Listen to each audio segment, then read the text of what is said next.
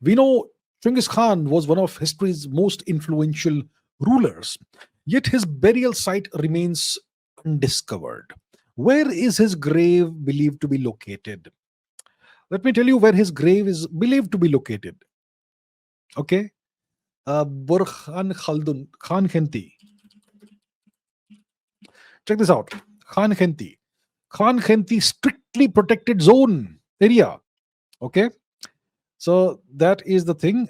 We can take a look at the map. Okay, I don't need to go to the map for that. And there is this great mountain there in the Khan Khenti. Maybe we can take a look at that on the map. Why not? Yeah. So we go to the map. We search for Khan Khenti, strictly protected area where nobody is allowed. Okay, Khan Khenti. Zoom. There we go. So we zoom. We use the satellite image. So this is the Khan Khenti region, strictly protected zone. Huge region, part of Mongolia, north of Ulaanbaatar, south of the Russian part of Mongolia. And if you look at Burkhan Khaldun,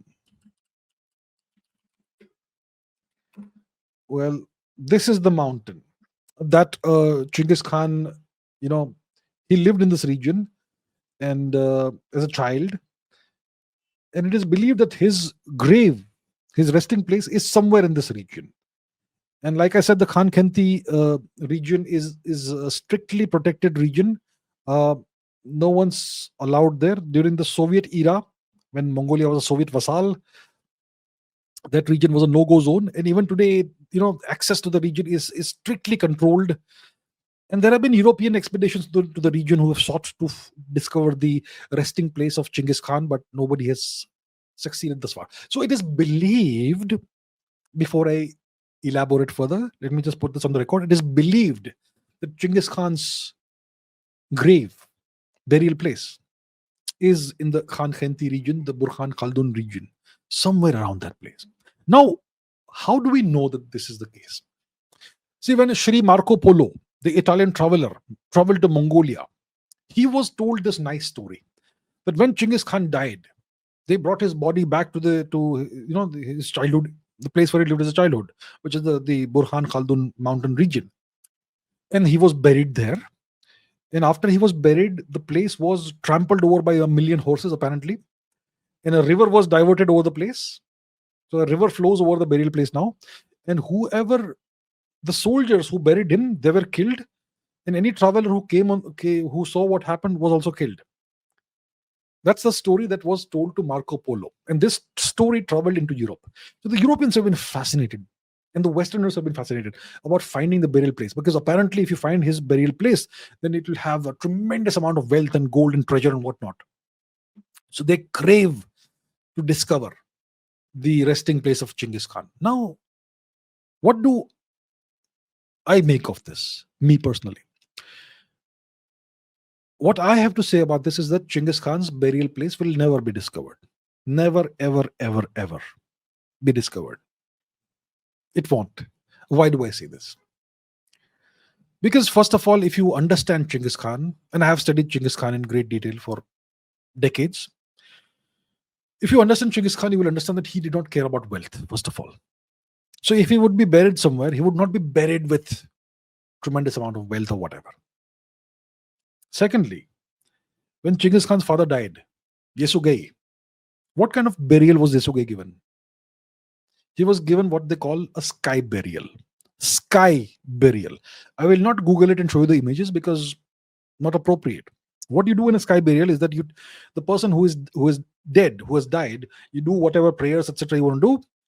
You strip the body of all its clothes, you take it to a hill, and you leave it there. And the birds will take care of the rest. That's called a sky burial, very similar to what the Zoroastrians have. The Zoroastrians also have something very similar to this. In Tibet today, they still practice sky burials. Tibet, both the Desha, and I suppose in Mongolia also today, some people may practice sky burials. So when Genghis Khan's father died, he was given, his body was abandoned. But they practiced sky burials. And It is my opinion that Genghis Khan would have preferred to be buried, or you know, for his funeral arrangements to follow that procedure. Why? Because he died in what is today China. He was fighting the Chinese, and somehow he died. We're not quite sure how he died. But his last order before dying was to his brothers: go and destroy the kingdom of Shishia, destroy them. And that's what happened. His order was carried out even after he died. So he was on this campaign in China to reconquer China, because the Chinese had rebelled against him once again. When he went for this for the conquest of the Khwarazm Empire, to teach them a lesson, the Chinese rebelled, who he had initially conquered. So he went back to China to conquer, to crush the rebellion, and somehow, for whatever reason, he died there. That was a huge distance away from Burhan Khaldun, the Khan Khenti mountain region. So in those days, how do you transport a body over 1,000+ kilometers without it decomposing? It's not. You don't want that to happen. It's not dignified, right? So most likely, he would have been given a sky burial wherever he died. That's what I believe. I have no proof, but I have a reasonably deep understanding of Shri Chinggis Khan and what kind of person he was. So I don't believe he was buried anywhere in the Khan Khanti region. He would have been given a sky burial, and his spirit would have flown and reconnected with his ancestors. That was the Mongolic belief system. But then why was Marco Polo told this story? Because he was a barbarian from a faraway foreign country, and you don't tell the truth to barbarians. You mislead them. So I believe that Genghis Khan's burial place will never be found, and that's how it should be.